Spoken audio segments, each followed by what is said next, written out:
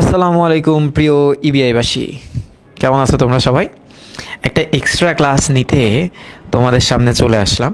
এবং আজ আমরা মোটামুটি বলা যায় যে যদি ক্লাসটা শেষ করে ফেলি তাহলে দেখা যাবে যে উপন্যাসের অর্ধেকের বেশি অংশ শেষ হয়ে যাবে। আর তিনটা ক্লাস আমি যেটা আজকে প্ল্যান করলাম যে আর তিনটা ক্লাসের ভিতরে উপন্যাসটা শেষ হয়ে যাবে, যদি আমাদের গতি থাকে যে প্রত্যেকটা ক্লাসে আমরা অ্যাটলিস্ট 10 পেজ করে পড়বো তাহলে ঠিক আছে। সাজাদ প্রতিবারের মতোই দেখি সবার আগে আসে, আমাদের সাথে সাব্বির আছে, হ্যাঁ, তারপরে আরও আসবে আশা করতেছি, আমাদের সাথে রিপা আছে। এবং সবাইকেই আমি আশা করব যে তারা খুব দ্রুত সময়ের মধ্যে যাতে চলে আসে, ঠিক আছে। আহ, আমি সবাইকে একটু দেখতে চাই। ও অনেকেই আছে আমাদের সাথে, আহ, মিলন আছে আমাদের সাথে, সোমাইয়া আছে, তারপরে আহ, আমাদের সাথে তিশা, আমাদের সাথে শুভা, মিলন আইডি থেকে হচ্ছে মিলা। আচ্ছা ঠিক আছে, তো সবাই আসুক, আমরা আজকে পড়াটা শুরু করব। আমরা আজকে পড়াটা শুরু করব। আমাদের সাথে ইয়াসমিন কবির আইডি থেকে আমাদের সাথে লাবিবা আছে, আমাদের সাথে মাহি আছে, আমাদের সাথে আছে ইসরাত, আমাদের সাথে পাপিয়া দেবী আইডি থেকে আছে, আমাদের সাথে ইয়াসমিন কবির বলছে আমাকে যে কেমন আছি। আমি ভালো আছি, আশা করতেছি তুমিও ভালো আছো। তো আজ আমরা পড়াটা শুরু করি, তাই না? আজকে মজা হবে। আজকের চ্যাপ্টারটা মানে চ্যাপ্টারটা পুরোটাই তো মজার, ঠিক আছে। আর আজকে আরেকটু মজা হবে কারণ মজিদ কিন্তু মজিদের খেলা দেখা শুরু করাবে, খেলা দেখানোটা শুরু করবে। তো আহ, সবাই একটু আসো, সবাই একটু আসো আজকে। ওকে, এক এক করে এক এক করে এক এক করে সবাই আসো। সকালে ক্লাস নেওয়া হয়নি। সকালে কোন সকালে? সকালে তো নিতে চাইনি। আহ, তারপরে আমাদের সাথে আছে হচ্ছে, আমি থাকলেও ভাইয়ার কাছে আমি নাই, কজ ভাইয়া আমার কমেন্ট পড়ে না। রাইসা, এই পড়ছি, রাইসা কমেন্ট পড়ছি। রাইসা তো অনেক আগের স্টুডেন্ট আমাদের। তারপরে আমাদের সাথে মিমি, আমাদের সাথে নাজমুস সাকিব আইডি থেকে, তারপরে আছে, অনেকেই আছে। তো সবাই একটু চলে আসো, সবাই একটু চলে আসো।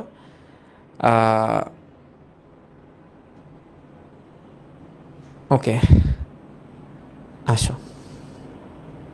আলহামদুলিল্লাহ আমি ভালো আছি। আমি আশা করতেছি তোমরাও ভালো আছো আর কি। হ্যাঁ, স্ক্রিন ঘোলা, কি বলো? স্ক্রিন ঘোলা? না না, স্ক্রিন ঘোলা তো থাকার কথা না। আসলেই স্ক্রিন ঘোলা থাকার কথা না রে, স্ক্রিন ঘোলা থাকবে না। আমি ঘোলা থাকতে পারি। আমি ঘোলার কারণ হচ্ছে যাতে বইতে ঠিকঠাক মতো ফোকাস পড়ে। 26-এ নতুন ইবিআই তো মেলা দেরিতে আছে। ওকে, খনকার মোল্লা আসো আজকে। কি জানি আমাদের হাসুনির মায়ের মা একটু পরে মারা যাবে, তো খনকার মোল্লার প্রয়োজন হবে তার ইয়েটা পড়ানোর জন্য। আচ্ছা, এবার শুরু করি যে, হ্যাঁ, আমি বেশি স্টুডেন্ট আশা করি না কারণ আজকে তো আসলে তোমার একটা রুটিন ক্লাস না, ঠিক আছে। আমি তোমাদেরকে একটু বলি উপন্যাস এবং নাটকটা, হ্যাঁ, উপন্যাস, উপন্যাস আর নাটক যেটা আছে আমাদের, হ্যাঁ, এই দুইটা ইউটিউবে আনলিস্ট করা আছে। আনলিস্ট, হ্যাঁ, আনলিস্ট মানে প্রাইভেট করা আছে। তো তোমাদের সাথে শেয়ার করা হয়েছে যাতে তোমরা এগুলাকে 2x স্পিডে দেখতে পারো, কারণ একটা উপন্যাসের উপরেই আমার ক্লাস যাবে কয়টা, 4 নাম্বার ক্লাস চলে, আরও 3টা ক্লাস যাবে, তা 7টা ক্লাস। এই কারণে এইটা 2x স্পিডে দেওয়া, এই দুইটাই 2x স্পিডে করে নিতে পারবা, ঠিক আছে। যদিও নাটকের ক্লাস মাত্র 4টা, কিন্তু অনেক বড় বড় ক্লাস। তো এগুলা আনলিস্টেড করা আছে, নাটকটা পাবলিক করা, আনলিস্টেড করা।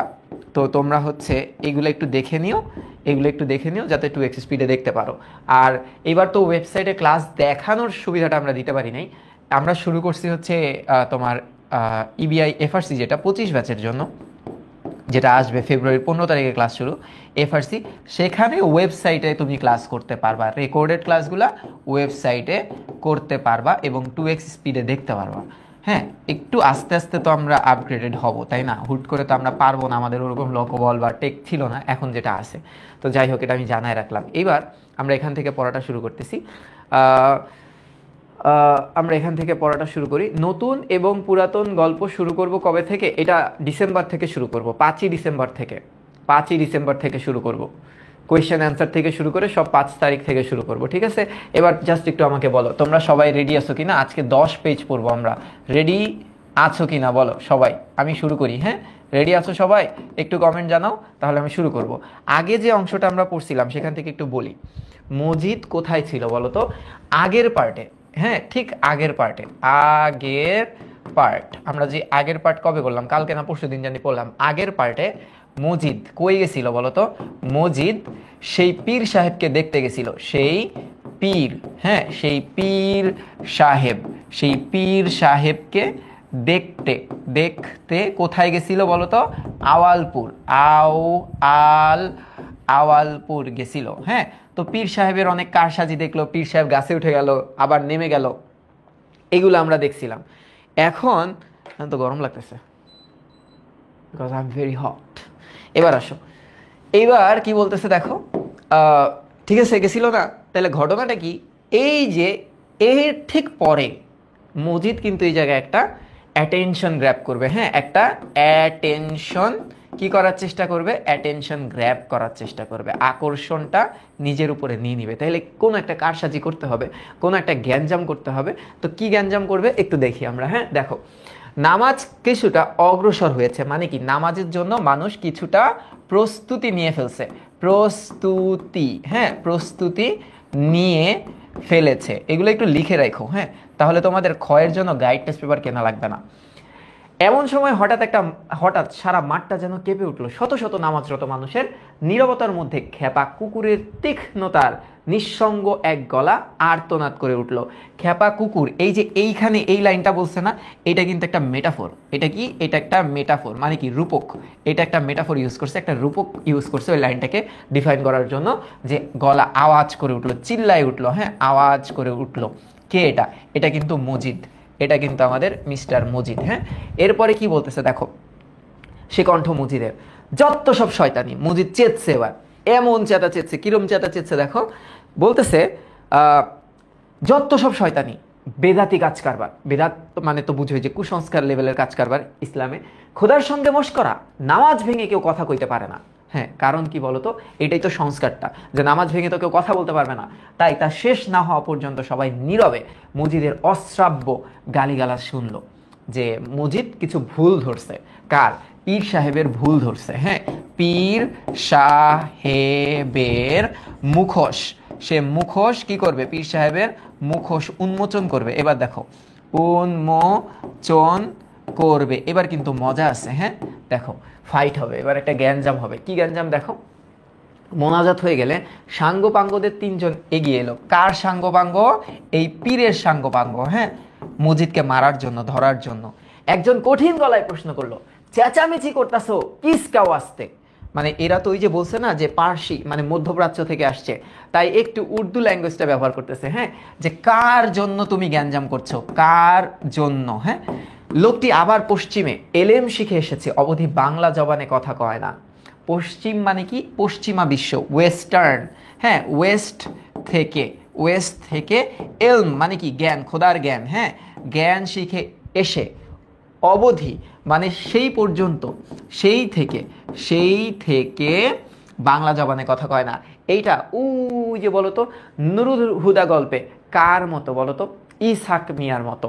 এরপরে কি বলতেছে? মজিদ বলল, কোন নামাজ হইল এটা?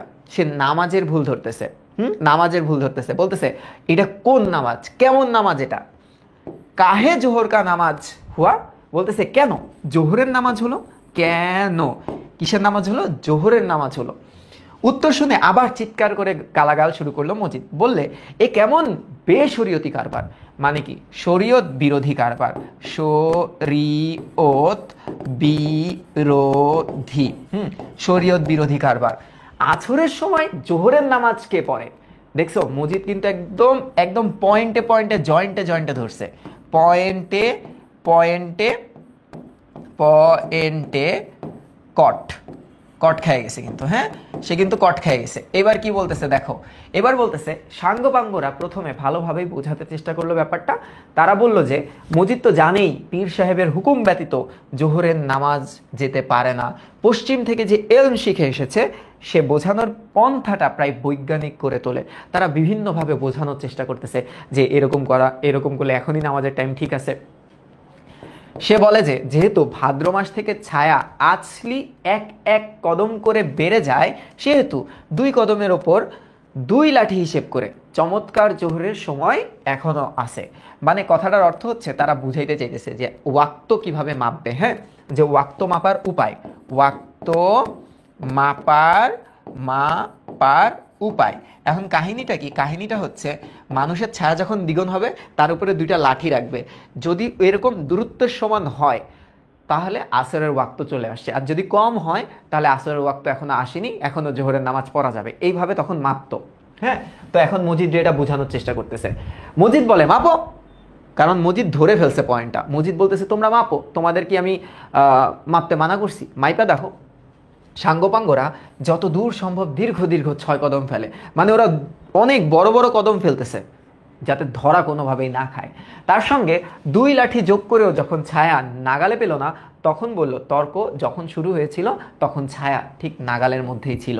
মানে ওরা এখানে একটা চরম লেভেলের বাজে একটা এক্সকিউজ দিতেছে। দেখো মজিদ কিন্তু বাটপার হইলেও এই জায়গায় মজিদ আবার ভুল ধরাই দিতেছে যে ওই পিঠটাও চরম বাটপার, তোমরা সাবধান হও।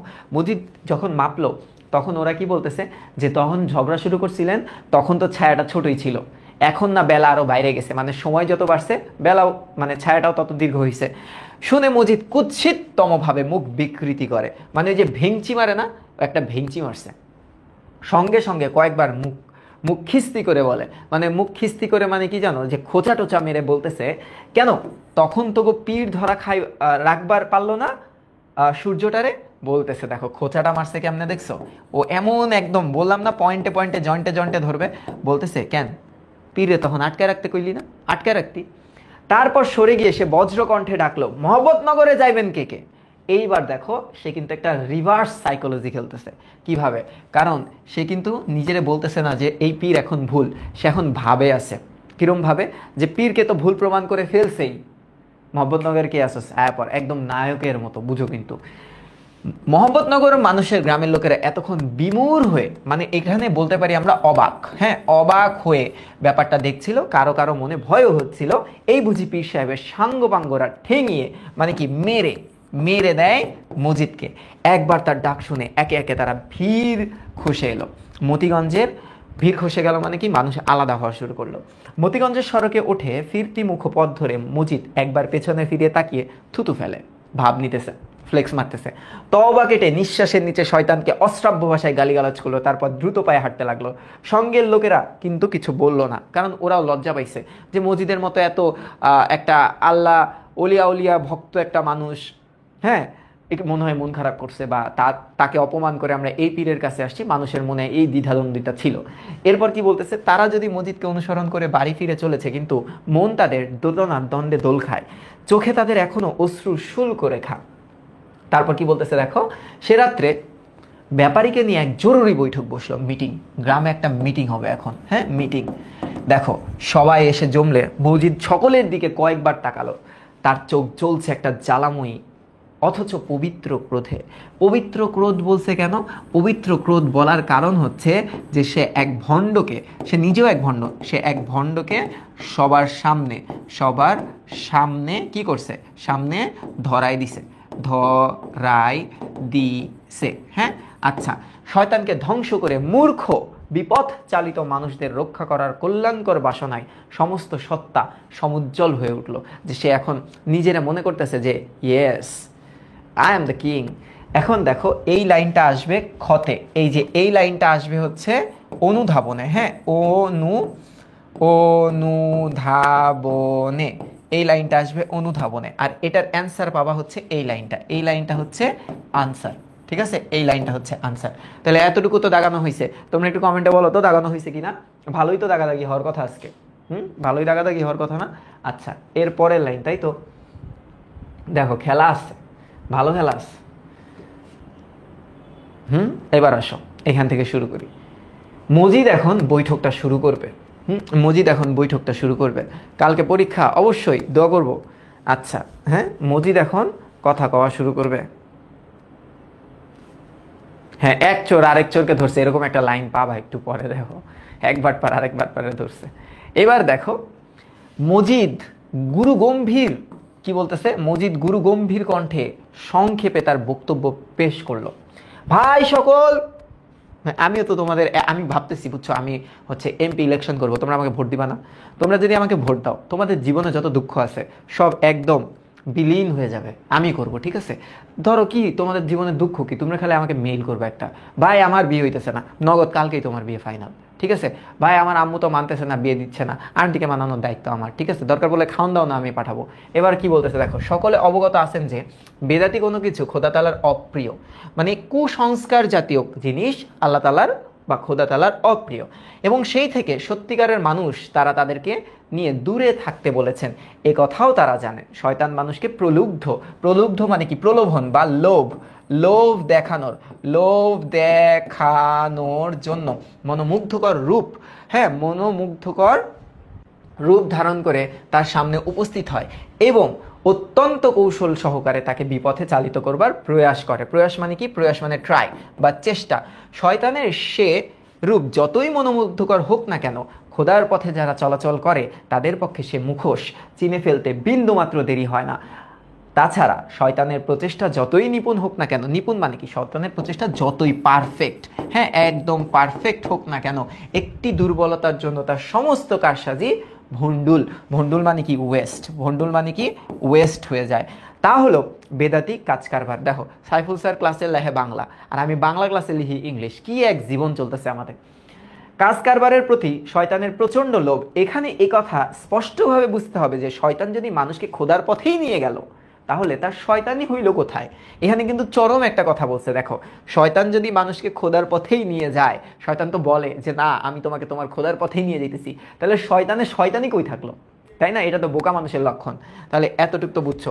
এবার কি বলতেছে দেখো, বলতেছে ভনিতার পর, ভনিতাই মানে কি জানো? ভনিতা মানে হচ্ছে ভনিতা হচ্ছে, জার্সিটা ভালো লাগছে না, নতুন জার্সি দেখো তো, দান খয়রাতে পাইছি আর কি। এখন বলতেছে কি, ভনিতার পর মজিদ আসল কথায় আসে। ভনিতা মানে কি জানো? ভনিতা মানে কাব্যের ভাষায় প্রকাশ, কাব্যের ভাষায় প্রকাশ। মানে আমি বলি এটার পারফেক্ট অর্থ হচ্ছে তার যে প্রকাশভঙ্গিটা না, তার যে প্রকাশভঙ্গি, আড়ম্বরপূর্ণ কথাবার্তা। সোজা কথায় আমরা বলতে পারি যে আড়ম্বরপূর্ণ কথাবার্তা, মানে তেলবাজি কথাবার্তা। হ্যাঁ, একটু দম নিয়ে সে আবার তার বক্তব্য শুরু করলো। তারপর কি বলতেছে দেখো, তারপর বলতেছে আওয়ালপুরে তথাকথিত যে পীর সাহেবের আগমন ঘটেছে, তার কার্যকলাপ মনোযোগ দিয়ে লক্ষ্য করলে উক্ত মন্তব্যের যথাযথ প্রমাণিত হয়। কোন মন্তব্য? এই যে শয়তান যদি মানুষকে খোদার পথেই নিয়ে যায়, তবে শয়তান থাকলো তবে মুখোশ তার ঠিকই আছে, এই মুখোশকে ভুল করে মানুষ তার কবলে গিয়ে পড়বে, কিন্তু তার উদ্দেশ্য মানুষকে বিপথে নেওয়া, খোদার পথ থেকে সরিয়ে জাহান্নামের দিকে চালিত করা। সে উদ্দেশ্যে তথাকথিত পীরটি কৌশলে চরিতার্থ করার চেষ্টায় আছেন। চরিতার্থ মানে কি? প্রমাণ করার চেষ্টায় আছেন। 5 ওয়াক্ত নামাজের জন্য খোদা সময় নির্দিষ্ট করে দিয়েছেন, কিন্তু একটা ভুয়ো কথা বলে তিনি এতগুলো মানুষকে নামাজটা তাদের মাখরু করে দেয়। এবার কি বলতেছে দেখো, এবার বলতেছে তার চক্রান্তে পড়ে কত মুসল্লি ইমানদার মানুষ যারা জীবনে একটিবার নামাজ কাজা করেনি, খোদার কাছে গুনাহ করতেছে। মানে মজিদ কি ছিল দেখো, মজিদ কিন্তু একটা শিক্ষিত ইমাম সাহেব ছিল আমরা বলতে পারি, হ্যাঁ, কিন্তু তার মানে কি বলে এটা, তার নফস, হ্যাঁ, তার যে আত্মাটা এটা ছিল দূষিত, কারণ এ তো ঠকবাজ ছিল, বুঝতে পারছো? এ মানুষকে বুঝাইতো সে ভালো এবং অ্যাকচুয়াল শিক্ষাটা দিতেছে, কিন্তু তলে তলে টেম্পু চালায়। টেম্পু না চালাইলে এদিকে 2 বউ আছে, লগে আবার হাসুনির মাও আছে, এটা আবার কেমন ধরনের কথা? এবার কি বলতেছে দেখো, এ পর্যন্ত বলে বিস্ময়াহত স্তব্ধ লোকগুলার দিকে মজিদ কতক্ষণ চেয়ে থাকে, তারপর আরও কয়েক মুহূর্ত নীরবে দাড়িতে হাত বুলায়। এখানে কিন্তু খুব সুন্দর একটা পাঠ আসবে একটু পর, যে আমেনা বিবির পেটে তোমার হচ্ছে কি বলে, বেরি আছে, শিকল আছে, এবং আরেকটা লাইন আছে যে তার নগ্ন পেটের দিকে সে কি চায়া থাকবে, এরকমও একটা লাইন আছে। একটু দাঁড়াও, একটু থামো। এবার কি বলতেছে, গলা কেশে একবার খালিক ব্যাপারী বৈঠকের পানে তাকিয়ে বাজখাই গলায় প্রশ্ন করে, শুনলেন না তো ভাই সকল? সাব্যস্ত হলো প্রমাণ, হ্যাঁ এটার কথা হচ্ছে প্রমাণ, প্রমাণ হলো অন্তত এই গ্রামের কোনো মানুষ পীর সাহেবের ত্রিসীমায় নাই ঘেসবে না। তার মানে কাহিনীটা কি, একটা ওয়ার্নিং দিয়ে দিল। কে ওয়ার্নিং দিল? এই ওয়ার্নিংটা দিছে হচ্ছে আমাদের খালেক ব্যাপারী। ওয়ার্নিং, হ্যাঁ ওয়ার্নিং, একটা ওয়ার্নিং দিয়ে গেল। এবার কি বলতেছে, এরপর মোহব্বত লোক আওয়ালপুরে একেবারেই গেল না তা নয়, গেছে, কিন্তু একটু পরে কিন্তু হেই যাবে। দেখো মানে সে সরাসরি যাবে না, তার বউয়ের জন্য একটা জিনিস নিয়ে আসবে। এবার একটু দেখো,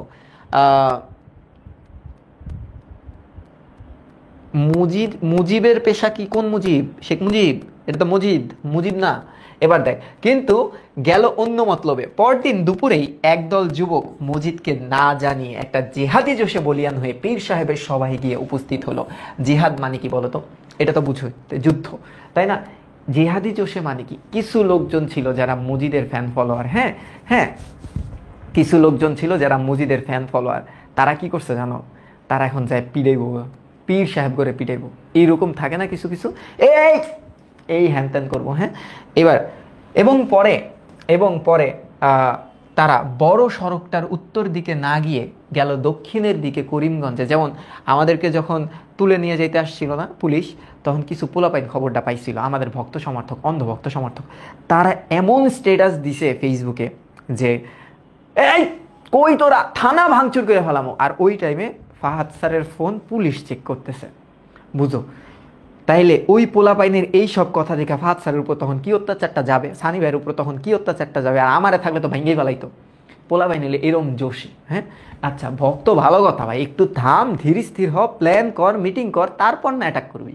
এবার কি বলতেছে দেখো, এবং পরে তারা বড় সড়কটার উত্তর দিকে না দিয়ে দক্ষিণ দিকে গেল করিমগঞ্জে। করিমগঞ্জের একটি হাসপাতাল আছে সেখানে।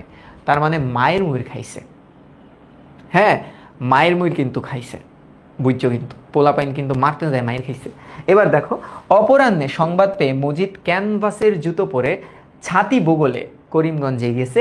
হাসপাতালে আহত ব্যক্তিদের পাশে বসে অনেকক্ষণ ধরে শয়তান ও খোদার কাজের তাৎপর্য ও বিশদভাবে বুঝিয়ে বলল, বেহেশত দোজকে জলজ্যান্ত বর্ণনাও করলো ততক্ষণ। মানে এখন যায় তারা বুঝাইতেছে যে তোমার হচ্ছে এটা করা তোমাদের ঠিক হয় নাই, ঠিক আছে, এটা করা তোমাদের ঠিক হয় নাই। তো এখন কি বলতেছে দেখো, কালো মিয়া গঙ্গায়, গঙ্গায় মানে কি কষ্টের আওয়াজ করতেছে, হ্যাঁ কালো মিয়া গঙ্গাইতেছে, চোখে তার বেদনার পানি। সে বলে শয়তানের চেলারা তার মাথাটা ফাটিয়ে দুফাক করে দিছে। ওফ, দুইটা ফাঁক করে দিছে মাথা, হ্যাঁ তারপর বাচ্চা আছে, দেখো দিয়েছে। তাহলে কালু মিয়া এই ক্যারেক্টারটা মনে রেখো, এর সাথে কি হয়েছিল। আর হাসপাতালটা কোন এলাকায়, হ্যাঁ মোদির তাকিয়ে দেখে মস্ত বড় ব্যান্ডিজ তার মাথায়, দেখে সে মাথা নাড়ে, দাড়িতে হাত বুলায়, তারপর দুনিয়া যে মস্ত বড় পরীক্ষা ক্ষেত্র তা মধুর সুললিত কণ্ঠে বুঝিয়ে বলে। কালু মিয়া শোনে কিনা কে জানে, একঘেয়ে সুরে গোঙাতে থাকে। বুঝতে পারছো? রাতে এশার নামাজ পড়ে বিদায় নিতে মজিদ হঠাৎ অন্তরে এক বিস্ময়কর ভাববোধ করে। কম্পাউন্ডারকে ডাক্তার মনে করে বলে, পোলাগুলিরে একটু দেখবেন। ওই যে মাঝে মাঝে, এ তো কম্পাউন্ডারে তাও ডাক্তার মনে করছে, হ্যাঁ ধরো আমি মাঝে মাঝে কই যাই, আমি মাঝে মাঝে ধরো একটা শোরুমে গেছি তোমার পাঞ্জাবি টাঞ্জাবি কিনবো, তো ধরো এক কাস্টমার আসছে, একটা মেয়ে কাস্টমার, ধরো মেয়ে কাস্টমারটা মাশাল্লাহ ভালোই সুন্দর, সে এসে বলতেছে, তা আমি তো দেখতেছি, আমিও একটা নিব, হেও একটা নিব। আমার এক ভাইয়া এটার কি এল সাইজ হবে? আমার কি সেলসম্যান মনে হয় আপনার? আপনি সেলসম্যানের জিজ্ঞাসা নেই। এরকম আমার সাথে ঘটনা অনেক ঘটে, ঠিক আছে। মুদির দোকানে গেলে, ভাইয়া ডিম আছে? আরে ভাই আমি তো বাইরে খাড়াই রয়েছি, আমি কই তো ডিম দিব, আমি কি ডিম পারি নাকি? এরকম ঘটনা জীবনে ঘটে। তো মজিদ কি বলতেছে দেখো, কম্পাউন্ডারকে দেখে সে মনে করছে কি ডাক্তার, বুঝছো। পোলাগুলির একটু দেখবেন, হ্যাঁ বড় সোয়াবের কাম করছে ওরা। কি সোয়াবের কাম করছে এটা তো জানো। ওদের যত্ন নিলে আপনারও সোয়াব হবে, আপনারও কি হবে, আপনারও কিন্তু সোয়াব হবে। আচ্ছা এরপরে কি বলতেছে একটু দেখো, হ্যাঁ এরপরে কি বলতেছে একটু দেখো। এরপর বলতেছে এই যে কই, ভাং গাঁজা খাওয়া রসক শূন্য হার গিলে চেহারার কম্পাউন্ডার, মানে ওরে দেখে মনে হইতেছে গাঁজা খায়। আর এখানে কয়টা নেশাজাত দ্রব্য আছে একটু খেয়াল করো, তামাক কিন্তু আছে, হ্যাঁ নেশাজাত দ্রব্য, নেশাজাত দ্রব্য। আচ্ছা, চেহারা। প্রথমে 2 পয়সার লোভে তার চোখ চকচক করে উঠছিল, কিন্তু সওয়াবের কথা শুনে একবার অপাদমস্তক মানে আগা থেকে মাথা পর্যন্ত মজিদকে দেখে, তারপর নিরুত্তর হাতের শিশিটা ঝাঁকাতে ঝাঁকাতে অন্যত্র চলে যায়। এবার দেখো আসনা, আরে এরকম ঘটনা বহুত ঘটে, বুঝছো, এরকম ঘটনা বহুত ঘটে। আমি যাই কেনাকাটা করতে, আমার এই সেলসম্যান বানায় দেয়। গ্রামে ফিরে মজিদ কালু মিয়ার বাপের সঙ্গে 2-4টা কথা কয়। কালু মিয়ার ড্যাডির সাথে দেখাইছে, হাই কালুস daddy, how are you, your son just broke his hair by fighting and please take care of him, এইসব বুলেটের আইসে পড়ে।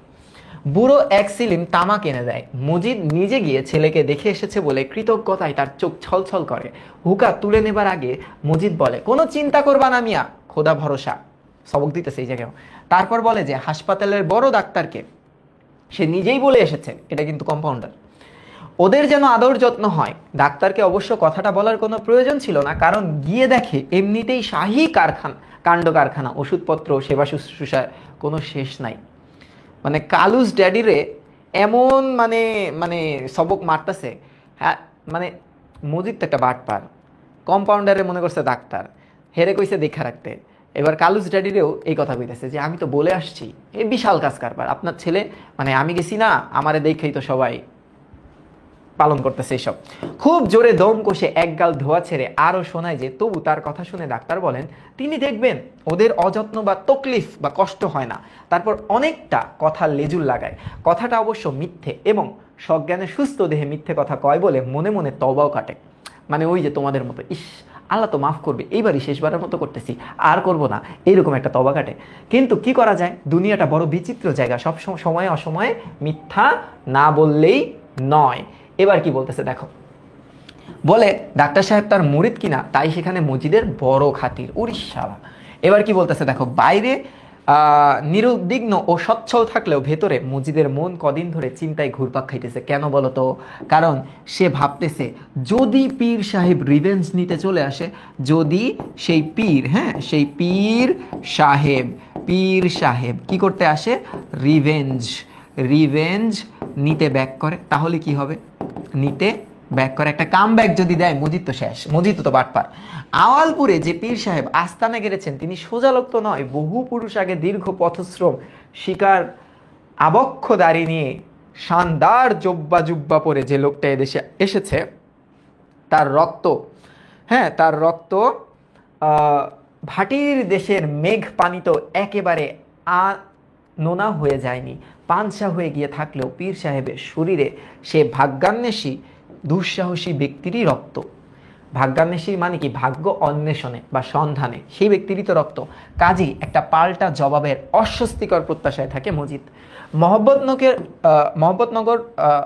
নগরের লোকেরা আর ওদিকে যায় না, কাজেই আক্রমণ যদি একান্ত আসে, আগে তার হদিশ পাওয়ার জোর নেই। মানে কোনোভাবেই সে বুঝতে পারবে না যে অ্যাটাক হচ্ছে, কারণ অনেক দূরের গ্রাম তো, বুঝতে পারার উপায় নাই। এটার আরও একটা কারণ আছে, কারণ হচ্ছে ওখানে তো আর কেউ যাইতেছে না, উপায় নাই, তার কোনো ভক্ত সমর্থকও তো বলতেছে না যে সে কি কাম ব্যাক করবে কিনা। সেজন্য মজিদের মনে অস্বস্তিতা রাত দিন আরও খচখচ করে। দেখো মজিদও তরফ থেকে কিছু একটা আশা করলে কি হবে, 3 গ্রাম ডিঙিয়ে মোহাম্মদনগরে এসে হামলা করার কোনো খেয়াল পীর সাহেবের মনে ছিল না, কারণ তার প্রধান জয়ীফ অবস্থা মানে কি, দুর্বল অবস্থা। সে ছিল অনেক দুর্বল, তার শারীরিক অবস্থা এরকম ছিল না। এ বয়সে দাঙ্গাবাজি হই হাঙ্গামা আর ভালো লাগে না।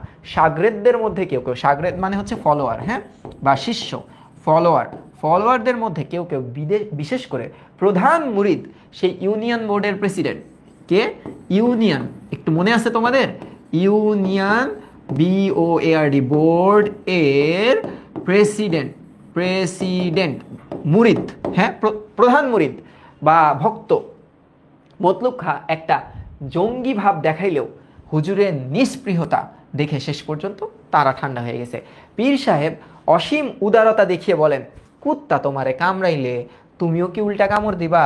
যুক্তি উপলব্ধি করে সাগরেদরা নিরস্ত হয়, সাগরেদরাও আর কোনো ট্রাই করে না, তবু স্থির করে যে মজিদ কিংবা তার চেলারা যদি কেউ এধারে আসে তবে এক হাত দেখে নেওয়া যাবে। সেদিন কালুদের কল্লা, এই যে কালু, কিছুদিন আগে কালুস ড্যাডির সাথে কথা হয়েছে, ঠিক আছে।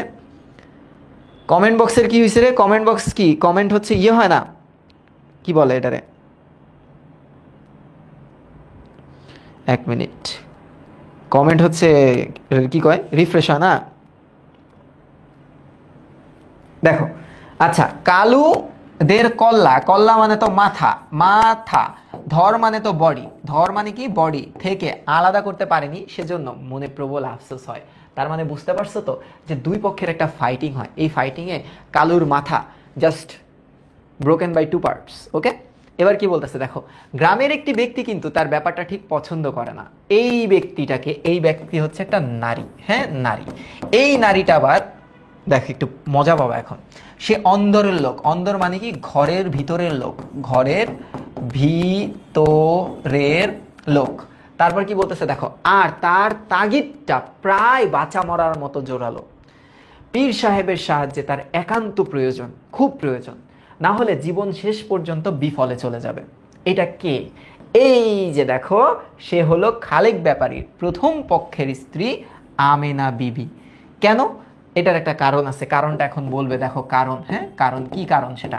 নিঃসন্তান মানুষ, 13 বছর বয়সে বিয়ে হয়েছিল। এটা এমসিকিউর জন্য অনেক বেশি ইম্পর্টেন্ট, যে তার বিয়ে হয়েছিল কত বছর বয়সে। এই মেয়েরা, এই তোরা দেখতেছিস 13 বছর, তোর বয়স কত? বুড়ি হয়ে গেছিস, লজ্জা থাকা উচিত। এবার কি বলতেছে দেখো, আজ 30 পেরিয়েছে, তার মানে তার সংসার কিছুক্ষণ পর তার সংসার ভেঙে যাবে।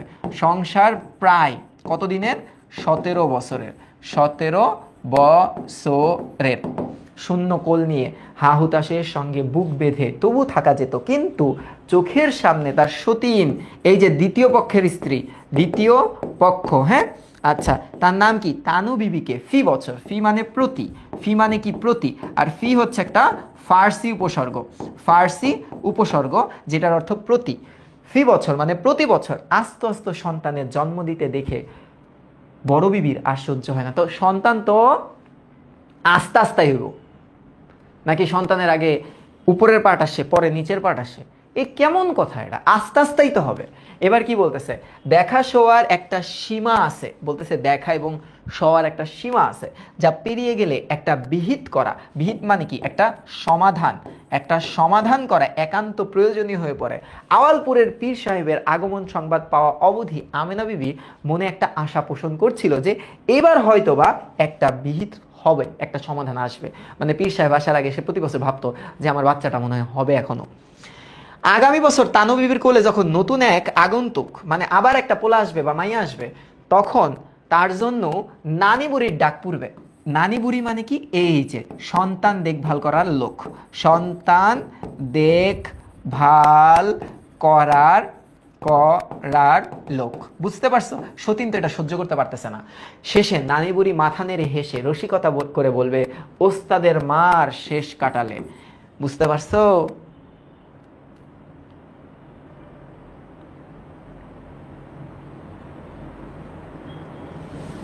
ওকে, এবার কি বলতেছে দেখো, কিন্তু মুশকিল হলো কথাটা পারা নিয়ে। যে কথাটা পারা মানে কিভাবে এক্সপ্রেস করবে, কিভাবে কি করবে এক্সপ্রেস। দেখো এখন কিন্তু একটা ক্লাইম্যাক্স আছে, এক্সপ্রেস করবে কার কাছে? খালেক ব্যাপারীর কাছে। যে শোনেন না, একটু পানি আনেন না আমার জন্য, একটু খাই না আপনার জন্য, ঠিক আছে? বলতেছে দেখো, প্রথমত ব্যাপারীকে নিরালা পাওয়া দুষ্কর। নিরালা মানে কি? একা পাওয়া দুষ্কর, ভেরি বিজি ম্যান।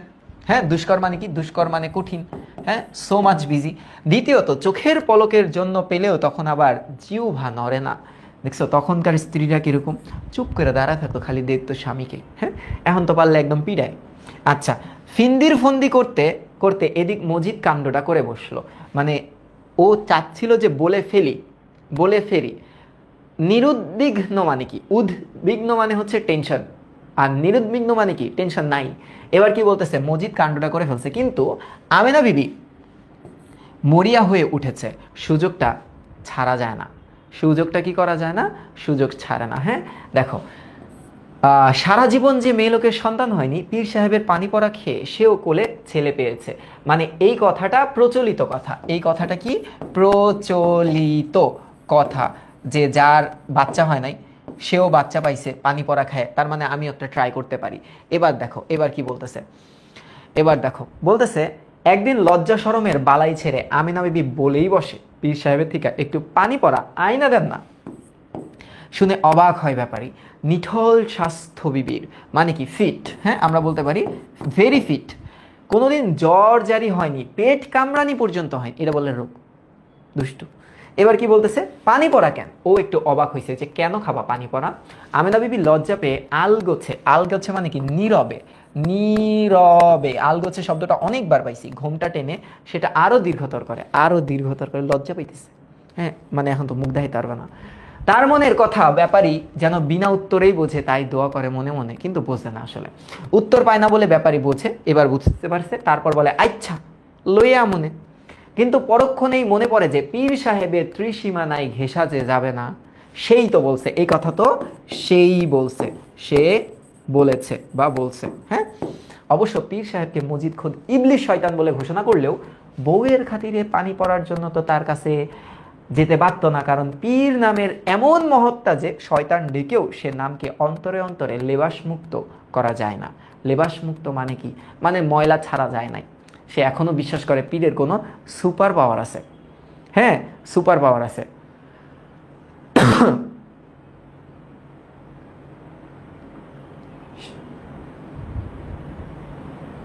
ওকে এবার কি বলতেছে দেখো, বলতেছে দেখো, গাভুর চাষা মাঠাইলরা পারলেও অন্তত বিস্তর জমি জমার মালিক, মানে বিভিন্ন পেশা গরিব মানুষেরা যদি পেরেও থাকে, হ্যাঁ ইমরান আচ্ছা এ দেখো পেরেও থাকে, খালেক ব্যাপারী তো পারবে না, কারণ খালেক ব্যাপারী তো একটা পাওয়ার আছে, সে তো তার পাওয়ার খোয়াবে না। কিন্তু সাধারণ লোক যেটা স্বচ্ছন্দে করতে পারে না, সেটা আবার তার দ্বারা সম্ভব নয়, কারণ শয়তানকে শয়তান ডেকেও সমাজের সামনে ভর দুপুরে তাবার পীর ডাকা, এটা তো কেমন। এবং সমাজের মূল হলো একটি লোক যার আঙ্গুলের ইশারায় গ্রাম ওঠে, সাদাকে কালো বলে, আসমানকে জমিন বলে, সে হলো মজিদ। জীবন স্রোতে মজিদ আর খালেক ব্যাপারী কি এমন খাপে খাপ মিলে গেছে, অজান্তে অনিচ্ছায় দুইজনের উল্টো পথে যাওয়াটা কারোরই সম্ভব না। দুইজনের লগে যদি গ্যাঞ্জাম লাগে,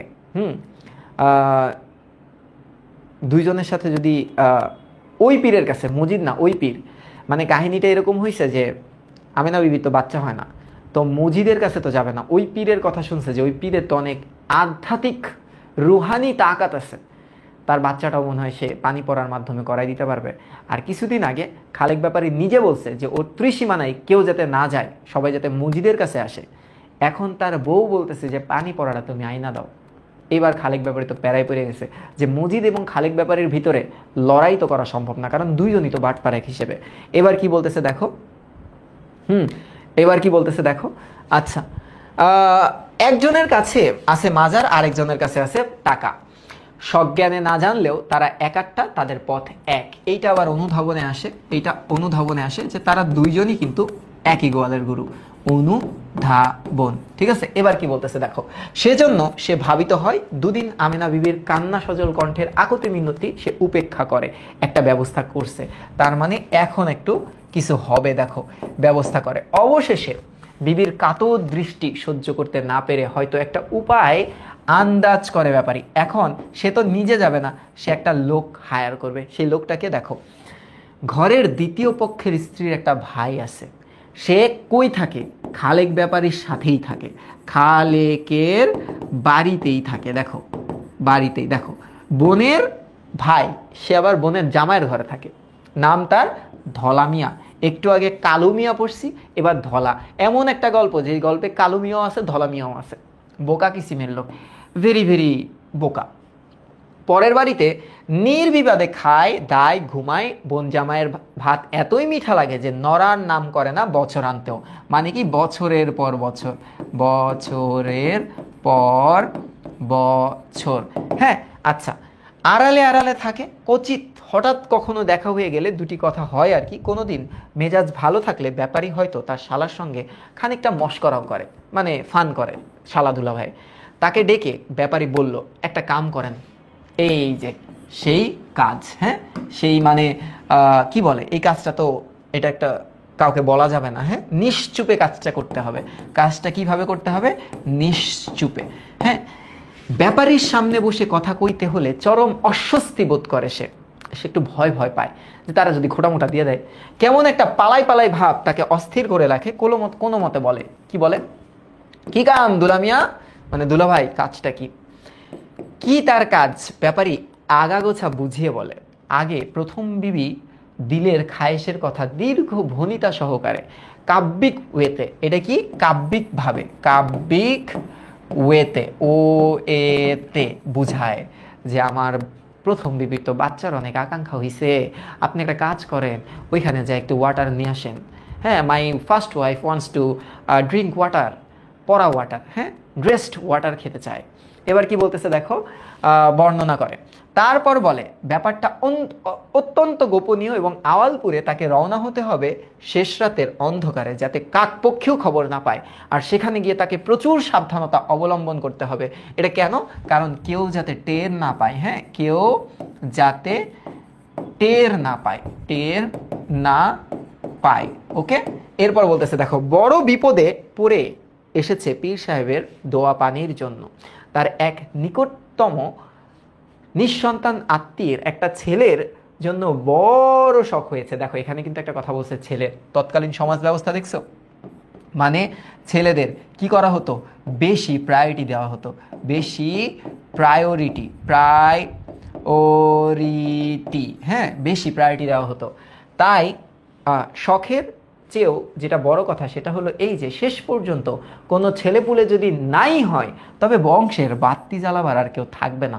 মোট কথা ব্যাপারটা এমন করুণভাবে তাকে বুঝিয়ে বলতে হবে যেন শুনে পীর সাহেবের মন গলে পানি হয়ে যায়, আর সেই পানি এসে খাইয়ে দিবে। ঠিক আছে, এবার কি বলতেছে দেখো, এবার বলতেছে বিবির বড় ভাই কাজেই রেস্তায় মুরব্বী বড়, তবু ধমকে ধামকে কথা বলে ব্যাপারী, পরগাছা মুরব্বীকে আর সম্মান, তার সঙ্গে আবার কেতাদুরস্থ কথা, মানে ভদ্রভাবে কথা।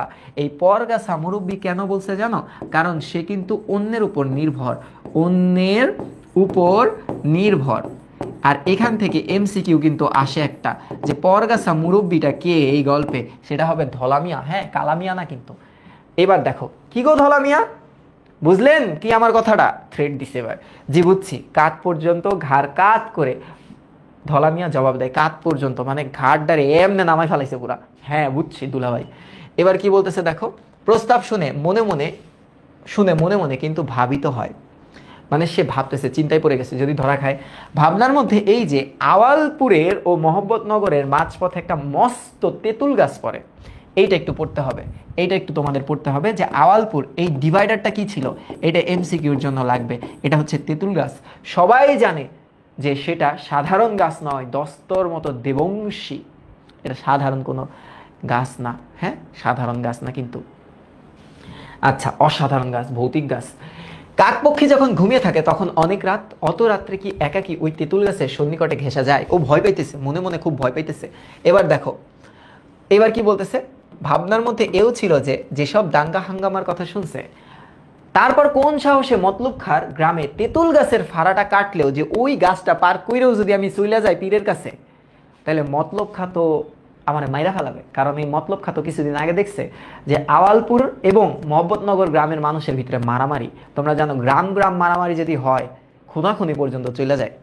নিজের পরিচয় নিশ্চয়ই সে লুকাবার চেষ্টা করবে, কিন্তু ধরা পড়ে যাবে কিনা কি বিশ্বাস? কেউ কখন চিনে ফেলে যে ঠ্যাঙা লম্বা ধলামিয়া, চেনা তো ইজি। দেখো এইবার একটু দেখো, ভাবেন কি হুমকি দিয়ে প্রশ্ন করে ব্যাপারী। জি কিছু না, কিছু ভাবতেছি না, আমি যাব সমস্যা নেই। আরেক কথা, কথাটা জানি আপনার বইনে না শুনে।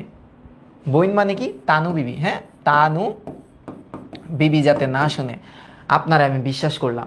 এই কথাটা যখন বলে না, তখন কিন্তু একটা রিভার্স সাইকোলজি কাজ করে, মানুষের মন নরম বানায় ফেলায়। হ্যাঁ, মন নরম বানানোর জন্য এই কথাটা বলে, হ্যাঁ, বানানোর। যেমন অনেকে আমাদের সাথে আইসা বলে না, আমি তো আসলে তোর ছাড়া কারোর উপরে বিশ্বাস করতেছি না, তুই একটা কাজ কর, আমি তো আজকে আমার বান্ধবী নিয়ে যাব, আম্মু যদি ফোন দেয় তোকে তুই একটু বলিস, আমরা না একটু মানে আজকে কলেজে এক্সট্রা ক্লাস করতে যেতেছি। কিন্তু এক্সট্রা ক্লাস হয় হচ্ছে সিনেমার হলে, থিয়েটারে সিনেমা দেখতেছে, সাকিব খানের সিনেমা, ঠিক আছে। সিনেমার নাম কি? সিনেমার নাম দিলাম গলুই সিনেমা দেখতে গেছে বান্ধবীর নিয়ে, আর এইদিকে বন্ধুরে কিন্তু কয়ে গেছে তোরে আমি বিশ্বাস করি, প্লিজ আম্মুর একটু বুঝাই দিস। এইগুলো ফাও কথা, এই যে এগুলো দাওয়াত করে। এবার কি বলতেছে দেখো, তা করবার পারেন। আচ্ছা, সারাদিন ধলামিয়া ভাবতে ভাবতে ধলামিয়ার কালামিয়া বনে যাওয়ার জোগাড়। মানে ধলামিয়া এত টেনশনে পড়ে যায় যে তার নাম কালামিয়া বনে, মানে কি হয়ে যাবার জোগাড়। এটা একটা রূপকের মাধ্যমে বোঝানোর চেষ্টা করছে বা একটা তুলনা করছে। বিকেলের দিকে কিন্তু একটা বুদ্ধি গজায় তার মাথায়। ব্যাপারীর অনুপস্থিতির সুযোগে বাইরের ঘরে বসে নলের হুকায় টান দিচ্ছিল, হঠাৎ সেটা নামিয়ে রেখে সে সরাসরি বাইরে চলে যায়। তারপর দীর্ঘ দীর্ঘ পা ফেলে হাঁটতে থাকে মুদাস্সের পীরের মাজারের দিকে। তার মানে কি, মসজিদের কাছে চলে আসে। হ্যাঁ, মসজিদের নিকট নিকট হাঁটার ঢং দেখে পথে 2-4 জন লোক থ হয়ে দাঁড়িয়ে যায়। তার ভ্রুক্ষেপ নেই, মানে সে এমনভাবে হাঁটতেছে মনে হইতেছে মানে ওই জায়গায় প্যারেড চলতেছে। আর মানুষজন যে তার হাঁটা দেখতেছে, এটা মানে কোনো আসলে সে খেয়ালই করতেছে না। এরপর কি বলতেছে দেখো, বাইরে দেখা হয় মসজিদের সাথে। আহা আবাইগা মাজা, এই যে কট, নগদ কট। হ্যাঁ, নগদ কিন্তু কট খেয়ে গেছে। গাছতলায় দাঁড়িয়ে কার সঙ্গে কথা কইছে, কাছে গিয়ে গলা নিচু করে সে বললে, আপনার লগে একটু কথা আছিল। গলাটা বিনয়ে নম্র হলেও উত্তেজনায় কাঁপতেছে। আর 3টা ক্লাস লাগবে শেষ করতে, আর 3টা ক্লাস লাগবে, আর 3টা। আচ্ছা, খালেক ব্যাপারী তখন যে দীর্ঘ ভনিতা সহকারে আমেনা বিবির মনের ইচ্ছার কথা প্রকাশ করেছিল, তারই ওপর রং ফুলিয়ে এখানে সেখানে দরদের ফোঁটা ছিটিয়ে ফেনিয়ে মানে ঘুরিয়ে, ফেনিয়ে মানে কি ঘুরিয়ে, ওই যে মাসি পিসি গল্পের কৈলাস যে ফেনিয়ে রসিয়ে কথা বলছিল না, যে যোগু তো ভালো হয়ে গেছে, একটা কথা বলছিল না। তো এই যে ফেনিয়ে কথাটা কিন্তু আমরা মাসি পিসিতেও পাই 106 নম্বর পেজে। হ্যাঁ, ফুলিয়ে দীর্ঘতর করে ধলামিয়ার কথা করে। এই পুরান বই, নতুন বইটা এখনো জানি না কোন পেজ। বলে, মেয়ে মানুষের মন বড় অবুঝ, নইলে সাক্ষাৎ ইবলিশ শয়তান জেনেও তার পানি খাওয়ার স্বাদ জাগবে কেন আমেনা বিবির। এটা মজিদ রে বলতেছে। দেখো, মজিদ রে কয়ে দিছে সত্যি কথা। কিন্তু মেয়ে মানুষ যখন পুরুষের গলা জড়িয়ে ধরে, গলা কেমনে জড়ায় ধরে তো পুরা বডিটারে। আচ্ছা, ধরে তখন আর নিস্তার থাকে না। খালেক ব্যাপারী আর কি করে, ধলামিয়াকে ডেকে বলে দিল আওয়ালপুরের গিয়ে পীর সাহেবটির কাছ থেকে পানি পড়া নিয়ে আসতে। মজিদ সব শুনে, এবং মজিদের তো রক্ত গরম, কান দিয়ে ধরো আগুন বেরিয়েছে, চোখ দিয়ে আগুন বেরিয়েছে, আর কই থেকে যে কি বেরিয়েছে আল্লাহ জানে। এবার কি বলতেছে দেখো, মজিদ নীরবে শোনে। হঠাৎ তার মুখে ছায়া পড়ে যে আই হাই আপনকা দোস্ত মেরে সে হি বাটপারি কার লিয়া। কি অবস্থা। এবার কি বলতেছে, কিন্তু ক্ষণকালের জন্য, মানে কিছু সময়ের জন্য, কিছু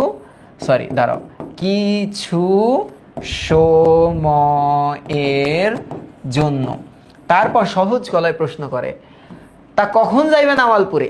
এইবার দেখো, সে কিন্তু আবারও খেলা ঘুরাইতেছে। কি হইল, খেলা কিন্তু ঘুরানোর চেষ্টা করতেছে, যে সে এমনভাবে বোঝানোর ট্রাই করতেছে যে সে কিছুই মনে করেনি। কিন্তু মজিদের কিন্তু ফাটছে। ধলামিয়া হঠাৎ ফিচকি দিয়ে হাসে, আওয়ালপুরে গেলে কি আমি আপনার কাছে আহি, কি কেলা পানি পড়াটা দিব হে। এই লোকটা বেচারির মনে মনে যখন একটা ইচ্ছা ধরেছে, তখন ফাঁকির কামটা কি ঠিক হইব। আমি কই আপনি দেন পানি পড়াটা, আর কথাটা একদম চাইপা যান। মানে খেলাটা কি দেখছো।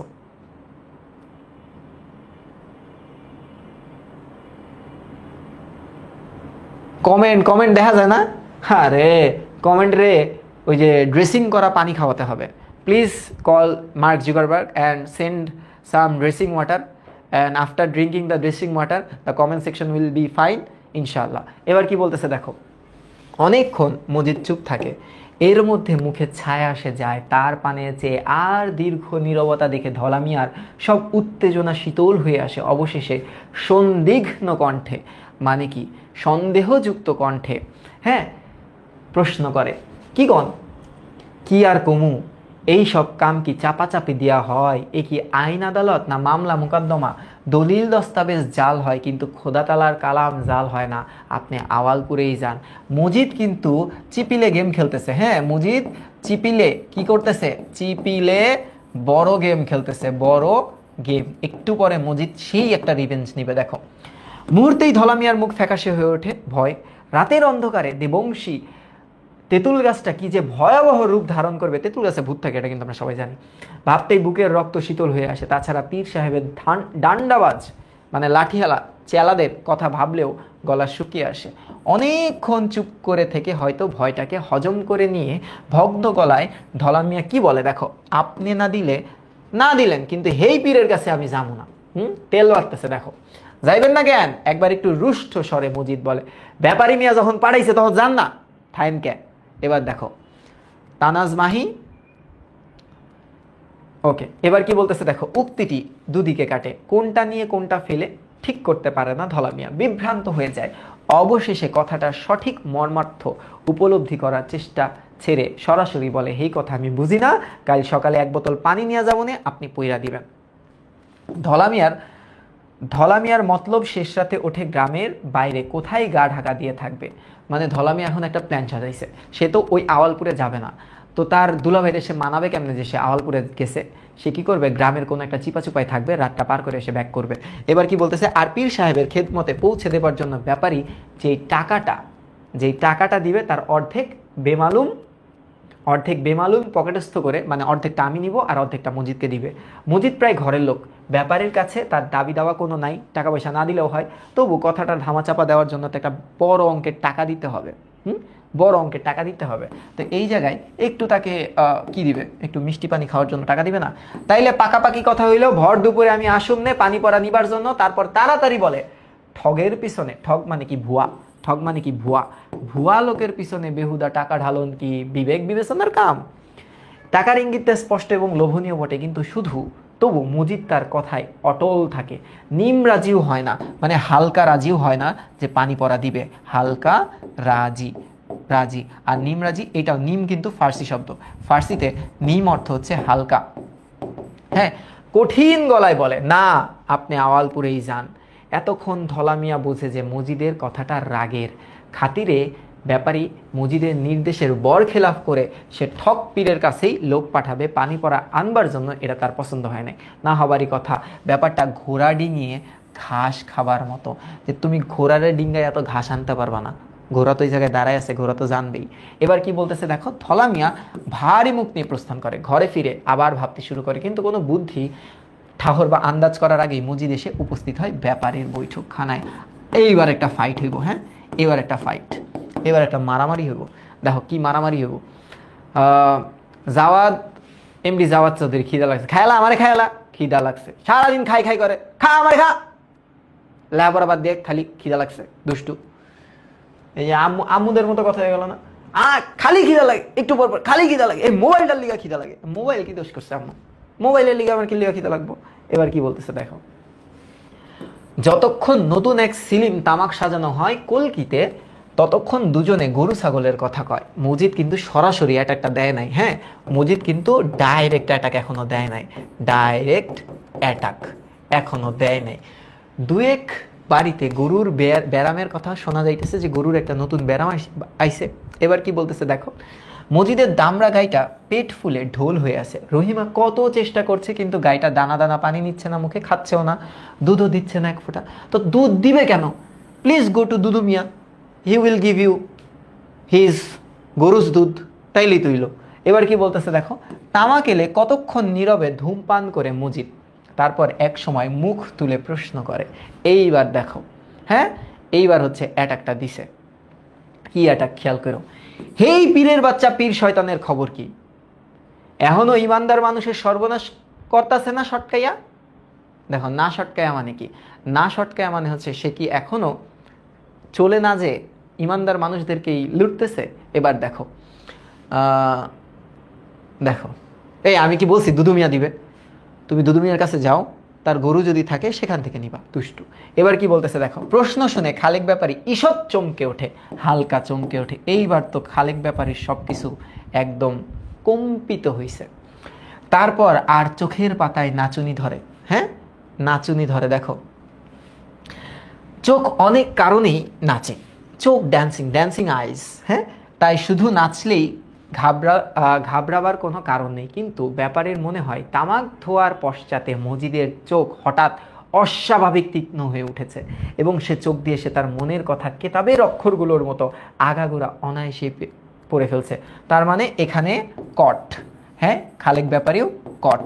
মজিদের কাছে সবাই কট খাবে, মজিদ শেষে যায় কট খাবে। দেখো, কি জানি কইবার পারি না। অবশেষে খালেক ব্যাপারী উত্তর দেয়, কিন্তু আওয়াজ শুনে মনে হয় গলাটা যেন ধসে গেছে। সজোরে একবার কেশে নিয়ে বলে, হয়তো গেছে গিয়া। দেখো, মজিদ আসতে বলে, তাইলে আর তানার কাছে লোক পাঠাইবার কি করবেন? তার কাছে লোক পাঠায় কি করবেন? ধরছে কিন্তু এবার লোক পাঠামো তানার কাছে, বিস্ময়ে খালেক ব্যাপারী ফেটে পড়ে। খালেক ব্যাপারী অবাক হয়, আরে আমি লোক পাঠাবো? মানে চোরে চোরে মাসতো তো ভাই, আরেকটা চোর আছে তো এই জায়গায়। কিন্তু মজিদের শীতল চোখ দুটোর দিকে তাকিয়ে হঠাৎ বোঝে যে মিথ্যা কথা বইলা লাভ নাই, শুধু বৃথা নয়, চেষ্টা করলে ব্যাপারটা বড় বিস্বাদৃশ দেখাবে। হ্যাঁ, বিস্বাদৃশ দেখাবে, যেটা যে করেই হোক মজিদ খবরটা জেনে গেছে, বুঝে গেছে। এবার দেখো, একবার সজোরে কেসে ধসে যাওয়া গলাকে অপেক্ষাকৃত চাঙ্গা করে তুলে ব্যাপারী বলে, এই কথা আমিও ভাবতাছি, আছে কিনা হুদাহুদি পাঠানো। তবু মেয়ে মানুষের মন তো, সতীন আছে ঘরে, কেমনে কখন দিলে চোট পায় ডর লাগে। তা যাক, পাইলে পাইলো, না পাইলে নাই। আসলে মন বোঝানো আর কি, ঠক পীরের পানি পড়ায় কি কোনো কাম হয়? এই যে ধরাটা খাইছে, হ্যাঁ, কট খাওয়া মানে ধরা খাওয়া, কট খাওয়া মানে ধরা খাওয়া। এইবার দেখো, ধাক্কাটা সামলে নিয়ে ব্যাপারী ধীরে ধীরে সব বুঝিয়ে বলার চেষ্টা করে। এবার আদর করতেছে, প্লিজ আর করবো না, আমি ভুল হয়ে গেছে আমার বলে মজিদকে সে বলে করেও বলতে পারিনি। আসল কথা তার সাহস হয়নি। পাশে মজিদ মনে ধরে কিছু, কথাটা মজিদের যে পছন্দ হয় না তা স্পষ্ট বোঝা যাইতেছিল। সে হুকায় জোর টান দিয়ে একগাল ধোয়া ছেড়ে চোখ গম্ভীর করে তোলে।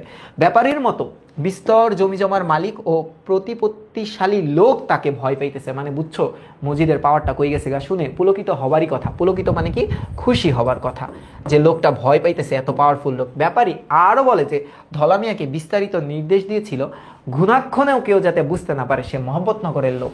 তাছাড়া এই গ্রামের কেউ যেন তাকে আওয়ালপুরে যেতে না দেখে, তাহলে মজিদের নির্দেশের বরখেলাপ করা হয় খোলাখুলি। ধলামিয়া কতটা বেকুফ ভাবছিলাম, ব্যাপারী বলে ততটা বেকুফ হ্যাঁ না, হে ভাবছে ভুয়া পানিয়াই না, ফায়দা কি? তানার যখন একটা ছেলের শখ হয়েছে, মানে বুঝছো তো। এখানে আবার বলতেছে যে ধলামিয়া যত বোকা ভাবছিলাম তত বোকা না।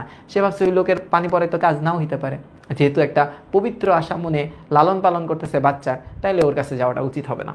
মজিদ বাধা দেয়, ধলামিয়ার গুণচর্চায় তার আকর্ষণ নাই। I have no interest. হঠাৎ মধুর হাসি হেসে বলে, খালি আমার দুঃখটা এই যে আপনার বিবি আমারে একবার কইয়াও দেখলো না। আমার ঠিক আর ঠক পীরের বেশি হইল? আমার মুখে কি জোর নাই? মানে আমার কি পাওয়ার নেই? আমি কি পানি পরা দিতে পারি না? এটা বলছে যে আমি কি পানি পরা দিতে পারি না। হ্যাঁ, আমি কি পানি পরা দিতে পারি না? আমাকে বললেন না কেন? হে কি আমারে বিশ্বাস করে না? এইবার দেখো, আহা না, মনে কিছু নিবেন না, কি শুনিয়েন না মনে। হ্যাঁ, নর্মাল মেয়ে মানুষের মন দূর থিকা যাহনে তাতেই ঢলে। এবার কি বলছে দেখো, কথাটা ঠিক কইছেন। মজিদ মাথা নেড়ে স্বীকার করে, তারপর বলে, তয় কথাটা কি? তাগো কথা শুনলে পুরুষ মানুষ আর পুরুষ মানুষ থাকে না। এই যে সরাসরি পুরুষত্বে আঘাত করে ফেলাইছে। ঠিক আছে, খোঁচা দিয়ে কথা কিন্তু বইলা দিছে এই জায়গায়। হ্যাঁ, মেয়ে মানুষেরও অধম হয়, তাগো কথা শুনলে কি দুনিয়া চলে? ব্যাপারীর মস্ত গোফে আর ঘন দাড়িতে পাক ধরছে। মজিদের কথায় সে গম্ভীরভাবে লজ্জা পায়। তাহলে এইটা আসে অনুধাবনমূলক প্রশ্নে। অনুধাবন, কারণ সে তার পুরুষত্বে আঘাত করছে। ও অনুধাবন, আচ্ছা। তখনকার মতো মজিদের ভঙ্গিতেই বলে, ঠিক কইছেন কথাটা, কিন্তু কি করি এখন? কাইন্দা কাইটটা ধরছে বিবিটা আমার কান্দে। হ্যাঁ, তানারে কন পেটে যে বেরি পড়ছে, হে বেরি না খোলন পর্যন্ত। বেরি মানে হচ্ছে একটা শিকল বা বাধা। শিকল মানে বলতেছে যে তার পেটে বাধা আছে, তাই বাচ্চা হইতেছে না। শয়তানের পানি পড়া খাইয়া কি হে বেরি খুলতে পারবো? এই দেখো, এটা কিন্তু অল অফ আ সাডেন উড়া ধরে একটা কথা বলে ফেলাইছে যে তার পেটে একটা আছে, কি বলে শিকল আছে, এর জন্য বাচ্চা হইতেছে না। এটা কোনো কথা? আন্দাজে মারছে, কিন্তু ডিল মারছে। হ্যাঁ, পেটে বেরি পড়ার কথা সম্পূর্ণ নতুন শোনায়, যে আগে তো এই কথা শুনিনি। এই ধরনের কথা আগে তো এই কথা শুনি নাই। এই কথা কারা বলে জানো? ওই যে প্লে স্টোরে দেখবা 30 days ডক্টর কোর্স, 30 দিনে ডাক্তারি কোর্স, 7 দিনে ডাক্তারি কোর্স, 7 দিনে ইংলিশ কোর্স, এইগুলা যারা করে তারা আবার এই সব চিকিৎসা দেয়। একদম চোখ দিয়ে স্ক্যান করে পেটটাকে, পেটের ভিতরে কি আছে সব দেখে, একদম নগদ এক্সরে। কয় পেটে তো বেরিয়ে আছে। বেরিয়ে আবার কি? এটা কোন সায়েন্সে আছে? আচ্ছা, তারপর কি? মজিদ হাসে কেন? কারণ মজিদ মজা পায়। মজিদ কথাটা শুনে কি হয়? মজা পায়। এইবার তো রিভেঞ্জ নিতেছে, মানসিক রিভেঞ্জ। ব্যাপারীর অজ্ঞতা দেখেই তার হাসি পায়, মানে ব্যাপারী তো হচ্ছে বলদ। ঠিক আছে,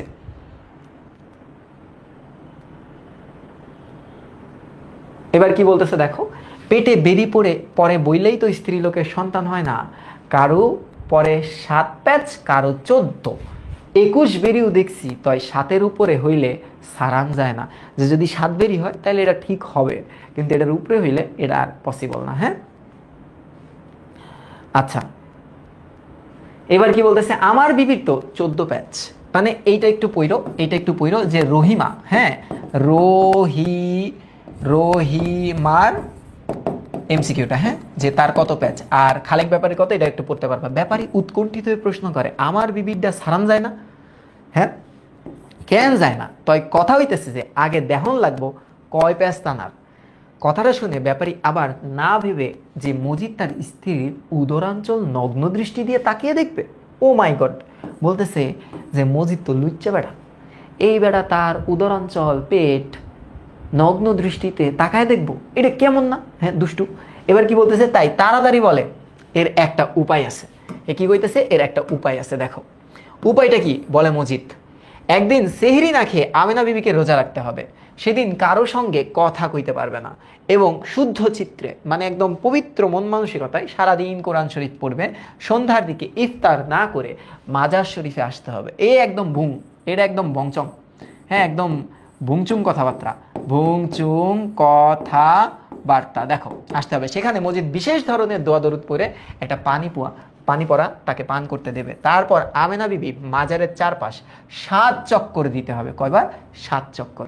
হ্যাঁ, দেখো 7 চক্কর। আচ্ছা, এই যে আরেকটু আছে, দেখো যদি 7 প্যাচ হয়, ভালো মতো দেখো চিকিৎসা কিরকম নিজের মন মতো বানাইতেছে। 7 প্যাচ হয়, তবে 7 পাক দেবার পরই হঠাৎ তার পেট ব্যথায় টন টন হয়ে উঠবে। ব্যথাটা এমন হবে যে মনে হবে প্রসব বেদনা উপস্থিত হয়েছে, যে প্রসব বেদনা মানে বাচ্চা হয়ে যাবে, এমন একটা সিচুয়েশন। ব্যাপারী উদ্বিগ্ন কণ্ঠে প্রশ্ন করে, আর 7 পাকে যদি ব্যথা না ওঠে? তাই বুঝতে হইব তা না 14 প্যাচ কি আরো বেশি আছে। 7 প্যাচ হইলে দুশ্চিন্তার কারণ নাই। এই হলো ভুংচুং চিকিৎসা, ঠিক আছে? একদম প্রো, হ্যাঁ, একদম গাইনোকোলজিস্ট, মজিদ কোলজিস্ট। এবার কি বলতেছে দেখো, তারপর মজিদ আবার গরু ছাগলের কথা পারে। এই সময় আর চোখে ব্যাপারীর দিকে তাকিয়ে দেখে গৃহপালিত জীবজন্তুর ব্যারামের কথা তেমন মনোযোগ নাই তার। আরও 2-4টা অসংলগ্ন কথা বলার পর মজিদ উঠে পড়ে। ফেরবার পথে মোল্লা শেখের, এই যে খনকার মোল্লা, এটাকে এই যে খনকার মোল্লা, হ্যাঁ, আচ্ছা, বাড়ির কাছে কাঁঠালতলে একটি মূর্তি নজরে পড়ে। এটা হচ্ছে হাসুনির মা। এটাকে একটা হাসুনির মা, একদম মূর্তির মতো দাঁড়ায় আছে, হাসুনির মা। তার মানে আবারও মজার ক্যারেক্টার আছে। মূর্তি ওখানেই দাঁড়িয়ে ছিল না, তাকে আসতে দেখে দাঁড়িয়েছে। মাগরিবের কিছু দেরি আছে, কিন্তু শীত সন্ধ্যা ধোয়াটে বলে দূর থেকে অস্পষ্ট দেখায় সে মূর্তি। তবু তাকে চিনতে মজিদের এক পলক দেরি হয় না। সে হাসুনির মা, মুখটা ওপাশে ঘুরিয়ে আলতোভাবে দাঁড়িয়ে আছে। নিকটবর্তী হতে হাসুনির মা কেমন একটা কান্নার ভঙ্গিতে মুখ হাতে ঢাকে। তারপর কাছে গিয়ে মজিদকে থমকে দাঁড়িতে হাত দিয়ে সঞ্চালন করে কয়েক মুহূর্ত তাকে দেখে। দুজনের ভিতরে আই কন্ট্যাক্ট হয়। হ্যাঁ, দুজনের ভিতরে কি হচ্ছে? একটা আই কন্ট্যাক্ট। হ্যাঁ, আচ্ছা, তারপর বলে, কি গো হাসুনির মা, কি হইছে তোমার? হাসুনির মার কি হইছে? সাকিব আছে ক্লাসে, হ্যাঁ, খনকার মোল্লা। সে কান্নার ভঙ্গিতে তখন হাতে মুখ ঢেকেছিল। সে একবার মজিদের প্রশ্নে আস্তে নাকি সুরে কেঁদে ওঠে। কান্নাটা মুখ্য উদ্দেশ্য নয়, আসল উদ্দেশ্য এই বলা যে যা ঘটেছে তা হাসবার নয়, কান্নার ব্যাপার। একটা ঘটনা ঘটে গেছে। কি হয়েছে দেখো।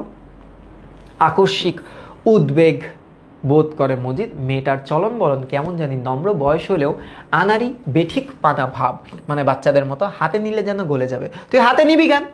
দুষ্টু লুচ্চা, ওরে কেন হাতে নিবি? তুই হাতে নিতে পারবি? তুই এর দূর একটা মানুষ।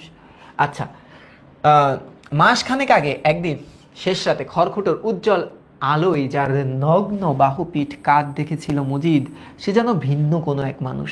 মজিদ কিন্তু দুষ্টু আছে। সে কি দেখছিল? তার নগ্ন বাহু পিঠ এবং কাঁধ, ওই যে সেই বেগুনি কালার শাড়ি পরা অবস্থায় দেখছিল সেই মানুষটার একটা ভিন্ন রূপ। এখন তাকে দেখে শোষণ দ্রুততর হয় না। তখন যখন হাসুনির মারে দেখছিল তার তো হাঁসফাঁস লাগতেছিল, হ্যাঁ, আর এখন ওরকম মনে হয় না।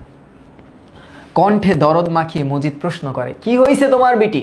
এবার নাক ফ্যাথ করে হাসুনির মা অস্পষ্ট কণ্ঠে বলে, মা মরছে। তার মানে ওই বুড়িগণ, হ্যাঁ, বুড়ি ওই যে খেলোয়াড়, বুড়ি গন, ওকে, মারা গেছে। বজ্রাহত হবার ভান করে মজিদ, মানে বজ্রের আঘাতে আহত হওয়ার ভান করে সে, তার মুখ দিয়ে অভ্যাসবশত সে কথাটি নিঃসৃত হয়, বের হয়। কি হয়? বের হয় যে আজ কত শত বছর যাবৎ কোটি কোটি খোদার বান্দা অন্যের মৃত্যু সংবাদ শুনে উচ্চারণ করে আসছে, তারপর বলে আহা কেমনে বিটি, এটা মানে ইন্নালিল্লাহর কথা বলতেছে। এমনি এমনি এমনি মারা গেছে, এটা আবার কেমন কথা? এমনি মারা গেছে কথাটা কেমন জানি শোনায়। পলকের মধ্যে মজিদের স্মরণ হয় তাহেরের বৃদ্ধ ঠেঙা বাপের বিচারের দৃশ্য। তার জন্য অবশ্য তার অনুতাপ বোধ করে না, কেবল মনে হয় কথাটা। থেমে আবার প্রশ্ন করে, শ্যামরারা কই? হ্যাঁ, শ্যামরারা কই? আছে, ধান বিক্রি কইরা ঠ্যাঙের উপর ঠ্যাং তুইলা আছে। ছোটাটা কয় কেয়ারা নায়ের মাঝি হইব, মানে শ্যামরারা বলতে তার ভাইদের কথা বলতেছে। দাফন কাফরের জোগাড় যন্ত্র করতাছনি? করতেছে। মোল্লা শেখ জানাজা পড়বে, এখনকার মোল্লা। খেলাল তুলে হঠাৎ দাঁত খোঁচাতে থাকে মজিদ, কপালে কটা রেখা ফোটে, তারপর চিন্তিত গলায় বলে, মতের আগে খোদার কাছে মাফ চাইছিল তোমার মা? হ্যাঁ, তোমার মা কি মাফ চাইছিল? আচ্ছা, এটা বলতেছে, দেখো শেষ, দেখো আরেকটু পড়াবো। ধা করে হাসুনির মা মুখ ঘুরিয়ে তাকায় মজিদের দিকে, আবার আই কন্টাক্ট। দেখতে না দেখতেই চোখে ভয় ঘনিয়ে ওঠে। মাফ চাইছিল কি না কইবার পারি না। কয়েক মুহূর্ত মজিদ নীরব থাকে। এ সময় কপালে আরো কয়েকটি রেখা ফুটে ওঠে। কিছু না বললেও হাসুনির মা বোঝে মজিদ তার মায়ের কবরে আজাবের কথা বলে, ভয় পায়। আবার মায়ের মৃত্যুতে সে তেমন কিছু শোক পেয়েছে বলা যায় না, বার্ধক্য, কারণ বয়স। হ্যাঁ, বয়সের শেষ স্তরে কারণ মৃত্যু ঘটলে ওরকম জোরালো দুঃখটা আসে না। তবে মায়ের কুকরানো রগ ঝোলা যে মৃতদেহটি এখনো ঘরের কোণে নিস্পন্দনভাবে পড়ে আছে, সে দেহটি নিয়ে যখন পেছনের জঙ্গলের ধারে কদম গাছের তলে কবর দেওয়া হবে, তখন হয়তো দমকা হওয়া বুকে সহসা হাহাকার জাগাবে, যে এখন কিছু বুঝতেছে না কিন্তু একটা টাইমে খুব কষ্ট পাবে। তারপর শীঘ্র আবার মিলিয়ে যাবে, যে তারপর আবার ভুলে যাবে। কিন্তু তার মা নিঃসঙ্গ সে কবরে লোক চোখের অন্তরালে অকথ্য যন্ত্রণা ভোগ করবে, এ কথা ভাবলেই মেয়ের মন ভয় পেয়ে ওঠে। মায়ের কবরে আজাব হইব, সে বলে যে আমার মার কবরে কি আজাব হবে? সরাসরি কথাটার উত্তর দিতে মজিদের মুখে বাঁধে। থেমে বলে, খোদা তারে বেহেশত নসিব করুক। আহা, দৃশ্য কিন্তু শেষ। একবার আর চোখে তাকায় হাসুনির মার দিকে। এই যে ধরো হাসুনির মা যাইতেছে না, এই যে ধরো দুইজন হাইটে যাইতেছে, ও এমনে তাকাইতেছে, এমনে কিন্তু তাকাইছে, দুষ্টু। হ্যাঁ, এবার কি বলছে? চোখে মরণ ভীতির মতো গাঢ় ছায়া দেখে হয়তো বা একটু দুঃখ হয়, ভাবে তার জন্য লোকটি নিজেই দায়ী। আর যাই হোক, মজিদের কথাকে অবহেলা করে খাড়া হয়ে দাঁড়াতে চায়, তাকে সে মাফ করতে পারে না।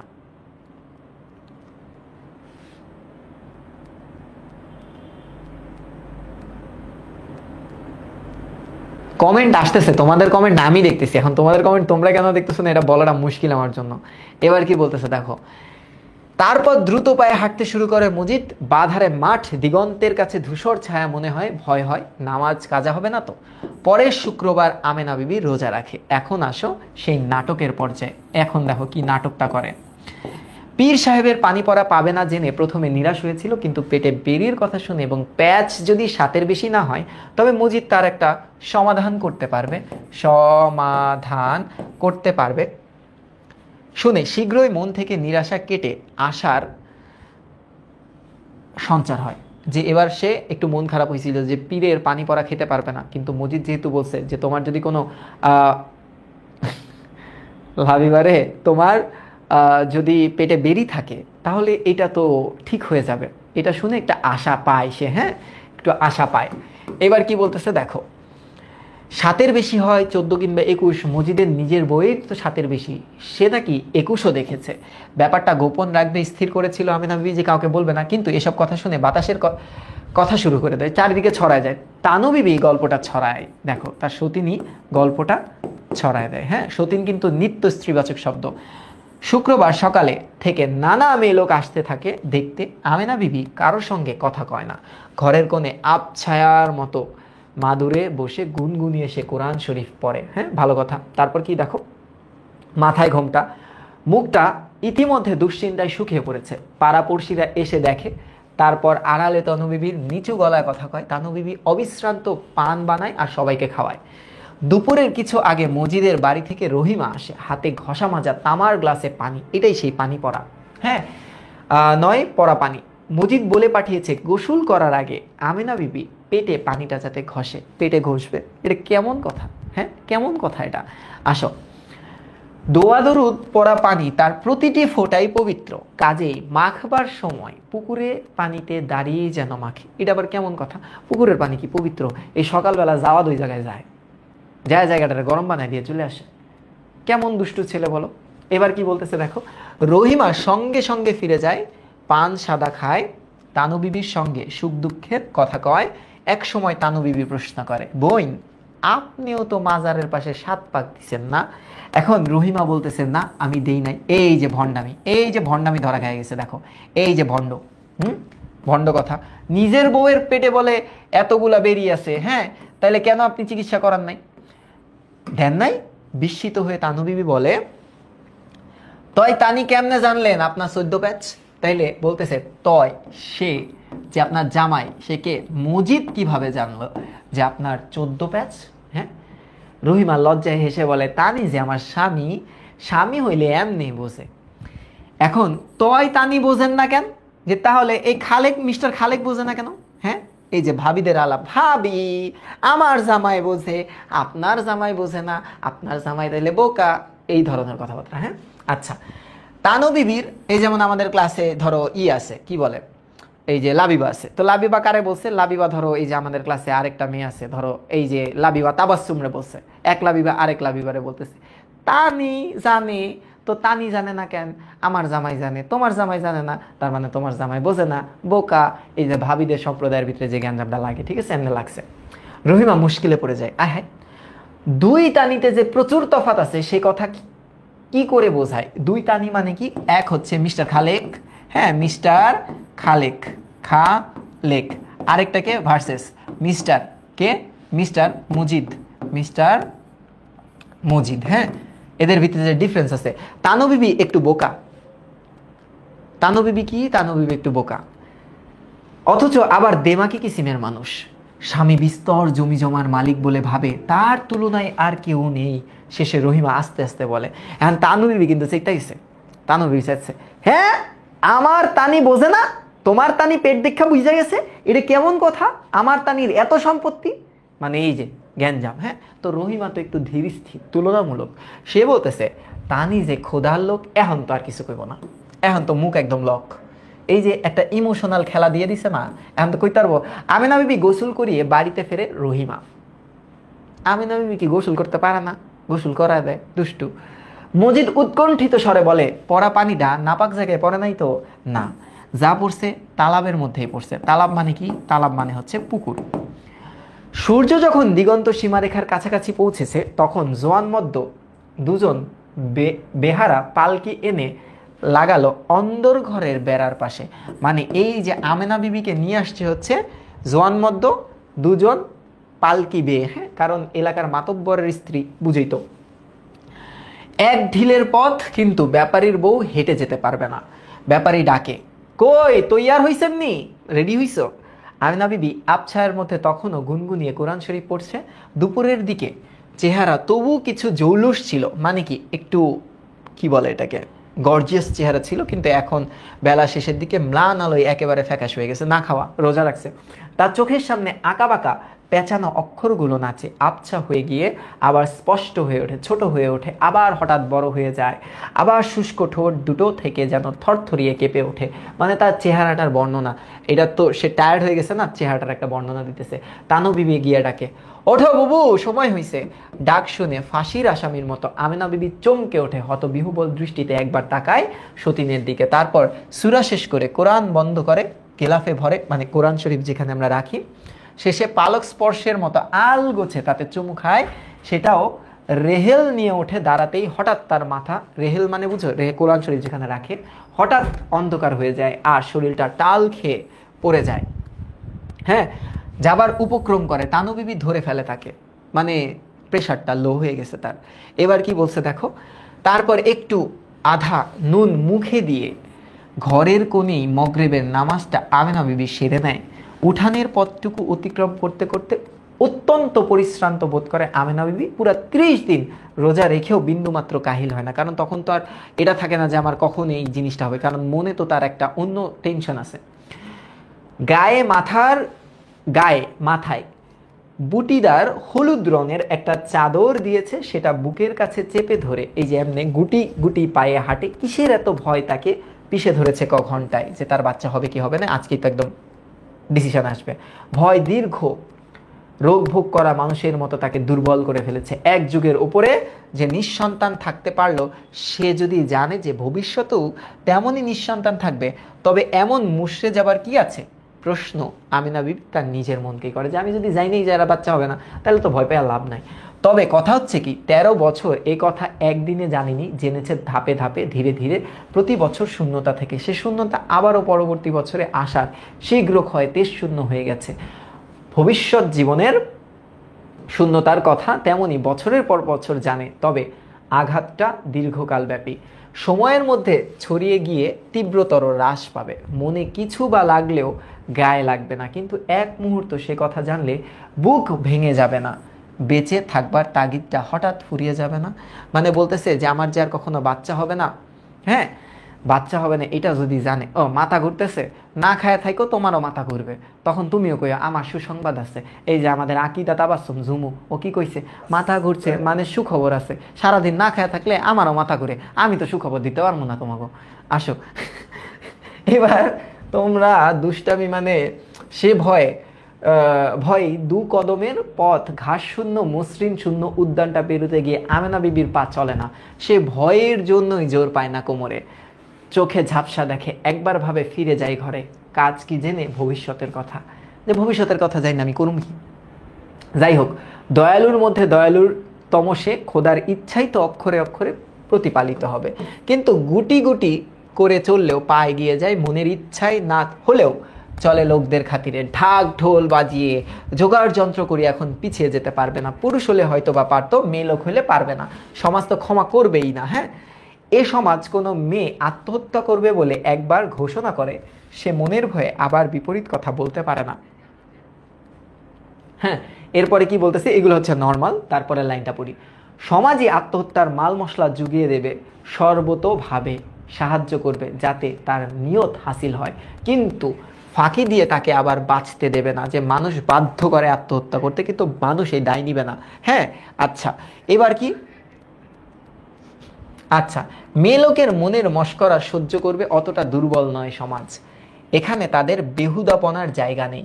মজিদ অপেক্ষা করছিল, বেহারা পালকিটা মাজার ঘরের দরজার কাছে আস্তে নামিয়ে রাখলো, খেলা শুরু। ব্যাপারী মজিদের কাছে গিয়ে দাঁড়ায়, আস্তে বলে, এখন কি নামবো?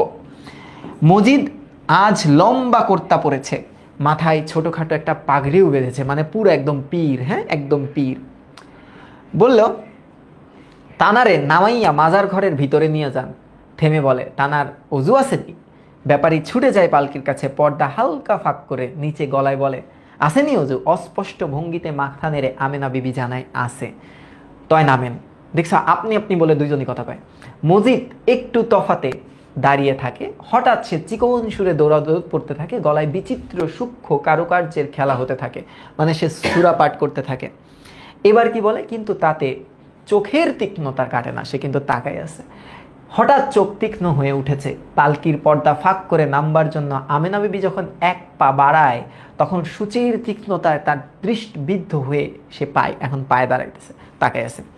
সাদা মসৃণ পা, রোদ পানি বা পথের কাদামাটি কখনো স্পর্শ করেনি, কারণ জমিদারের বউ। মজিদের গলার কারুকার্য আরো সূক্ষ্ম হয়, পা দেখি। হলুদ রঙের বুটিটার চাদরটা আমেনা বিবি ঘুমটার উপরে টান দিয়ে ধরে রেখেছে, তবু পালকি থেকে নেমে যখন মাজারে গিয়ে দাঁড়ায়, তখন আর চোখে তার দিকে তাকিয়ে মজিদ কিছুটা বিস্মিত হয়। মসজিদের কথা হইলো, মসজিদের আশপাশ দিয়ে যদি কেউ যায়, ওই যে একটা মিম আছে না, একটা বেডিরে নিয়ে হাঁটে, পিছে আরেক বেডি থাকে, বেড়াটা এমনে ঘুরে তাকায়। মসজিদ হইলে এমন, মসজিদের পুরা শরীরটা এরম, মসজিদ সোজা না কিন্তু, মসজিদ হইলে এরম, ঠিক আছে?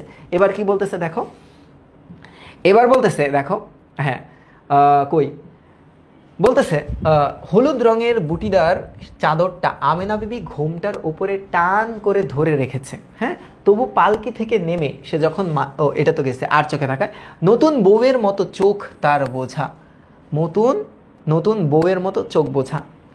তবে লজ্জায় যে নয় তা দ্বিতীয়বার তাকালেই বোঝা যায়। লজ্জায় ম্রিয়মান নতুন বউয়ের আত্মসচেতন রক্তভা তাতে নেই।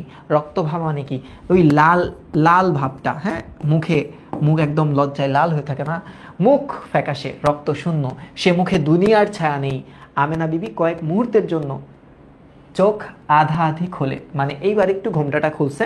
ঘরে ইতিমধ্যে অন্ধকার ঘনিয়ে উঠেছে। দুটো মোমবাতি ম্লানভাবে আলো ছড়ায়, আর সে আলোর সামনে দেখে ঝালরওয়ালা শালু আবৃত চিরনীরব সেই মাচা। এই পর্যন্তই আজকের পড়াটা, ঠিক আছে, এই পর্যন্তই আজকের পড়াটা। এরপরে আর নাই আমি।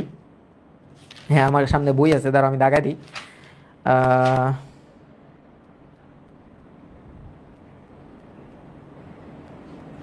এরপরে হচ্ছে মাজারটি। এই পর্যন্তই পড়াটা থাক, মাজারটি। হ্যাঁ, এই পর্যন্ত ডান। তারপরে আরো ফান হবে। ওকে, 4 নাম্বার ক্লাস শেষ। মানে আমরা এই তোমাদের বইয়ের পেজ নাম্বারটা তো জানি না। আমার যে বইটা আছে, আমার যে বইটা, এই বইটা হচ্ছে 2014 এডিশন। আমার যে বই সেটা হচ্ছে 2014 এডিশন। এটা মনে হয় বোঝা যাবে না এখানে। তো এই বইয়ের 110 নাম্বার পেজ পর্যন্ত হয়েছে। আমাদের আছে হচ্ছে 130-34 পেজ, মানে আর 3টা ক্লাস লাগবে। প্রতিদিন তো আমি আজকে 12টা পেজ পড়ছি। হ্যাঁ, ওকে। অ্যাঞ্জেল মারিয়া, আরও ক্যারেক্টার আসবে, দাঁড়া। জমিলা আসবে না, তোরে জমিলা দিব না আমি। জমিলা তো আমার, ঠিক আছে। আর তোরে অন্য একটা ক্যারেক্টার দেবো, যা। ওকে, 26-এর জন্য নতুন ইবিআই আসবে। তোমাদের পরীক্ষার আগে রিভিশন ইবিআই আসবে। রিভিশন ইবিআই আসবে। তাহলে এটারে আমি আপলোড দিয়ে দিই। এটারে আমার আপলোড দিবার লাগবো। তাহলে এটারে আপলোড দিয়ে বাসায় যাবো, বাইকটারে একদম 140 স্পিডে টান দিবো বাসায়। ওকে, বাংলা একটা ফোল্ডার ক্রিয়েট করতে হবে না? উপন্যাসটা তো বাইরে আছে, এই যে বাইরে আছে, আমি ফোল্ডার ক্রিয়েট করে দিবি। এটা 4 নাম্বার। ওকে, সি ইউ, দেখা হবে বৃহস্পতি, শুক্র, শনি। টাটা।